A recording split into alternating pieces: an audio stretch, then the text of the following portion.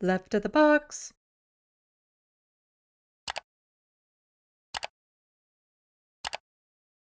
From Karen McCrimmon here was posting this, and she is an MPP for Carleton. She was speaking at Queen's Park. The premier is planning to spend 100 million less on emergency firefighting than in previous years in a dry year with record high heats already. Forget lessons from the past. This government can't even learn from the last summer. So remember last summer there were so many fires in Canada that it made New York look like that movie that I can't think of the name right now.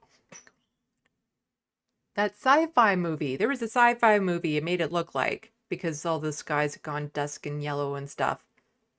That's really going to bug me. The name of that movie. Because everyone was talking about it. God damn it. If you know the name of that sci-fi movie that New York looked like last year, let me know. Anyway. It's right there. I can see it. And there's a delay, so I'm going to stall. Anyway, the idea that we're going to have 100 million less on emergency firefighting because there's a lot of forest fires that happen in Ontario because we have the boreal forest here. There's a lot of things to burn down and a lot of communities that will be affected. Blade Runner, thank you, letter hack. Knew I could rely on you. Yes, New York looked like Blade Runner. We've had like the last 10 months have just been breaking record after record after record. I dread to think what this summer will look like and to be spending less money on firefighting. Because like a lot of the problem that we have in Canada is that we're so sparsely populated. More than half the population is within 100 kilometers of the border to the United States. And so when you get up into northern areas and stuff like that, it's very, very sparsely populated. So when you have a forest fire in the middle of nowhere, it takes a lot of resources to go and fight it, but you have to because you run the risk of it getting out of control, hitting communities, all that sort of stuff. And, you know, call me crazy. I am. I don't think all of our forests should burn down. I don't think that's a good thing. The idea that we're going into this climate crisis with 100 million less in emergency firefighting, we will lose communities because of this. Like, you know, put a bookmark in this now, a timestamp, whatever you want.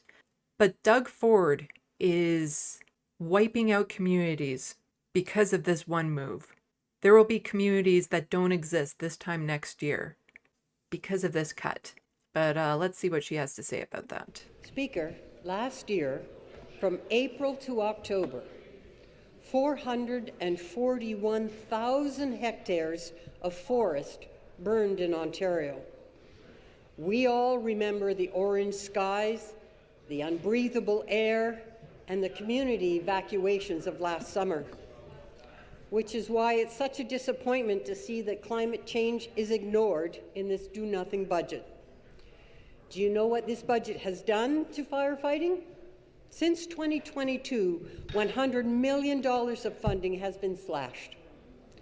Quebec's hiring more firefighters. Alberta has declared their wildfire season open in February. Ontario, we cut $100 million from the firefighting budget. Question for the Premier. Nero played the fiddle while Rome burned around him. That's actually a myth. The fiddle wasn't actually invented when that happened. It hadn't been invented yet. I learned that recently. What instrument will the Premier choose? Yeah, it's a scary thought because I remember there were some communities in Alberta, one of like 30,000 that had to be evacuated. What happens when one of these fires hits a population center of 100,000 with limited road access and things of that sort? Like, it's just, it's scary. It's a scary thought.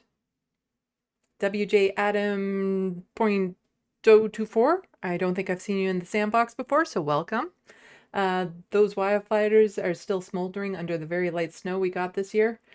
I am very worried about the lack of snow we got this year and how that doesn't help with like saturation in the groundwater and all that sort of stuff. So when you go to fight these fires, we're going to have low levels in lakes and rivers, and oh, and everything is just dried out. Everything is dried out. It's all tinder out there.